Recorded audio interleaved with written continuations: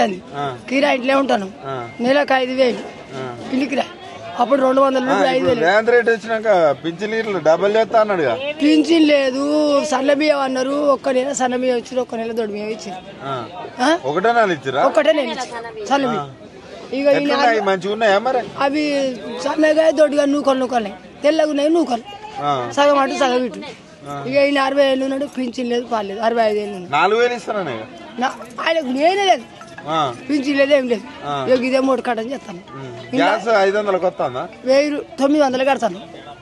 500 అంటాను 900 నెలకు 900 కడతాను అవి అకౌంట్లో పడతానే లేవు అకౌంట్లో ఇల్లు లేదు వచ్చిన వాళ్ళకి వచ్చినాయి రాని వాళ్ళకి రాను ఇల్లు ఉన్న వాళ్ళకే ఇండ్లు ఇస్తాను సెలక్షన్ చేసి అక్కడెక్కడ చూసి ఇస్తాను మంచిగా ఇండ్లు ఉన్న వాళ్ళకి ఇండ్లు వస్తాను ఫ్రీ బస్ ఫ్రీ బస్ ఎందుకు వేసి ఉంటాడు ఏం పనికి అయ్యాను మాకేమైనా అవసరం అది 100 ఎక్కడ 50 పెట్టేపోయిండు ఎందుకు వేసి ఉండాలి మిమ్మల్ని కోటీశ్వరాలు ఏం చేసిండు మామూలుగా ముంచుతాడు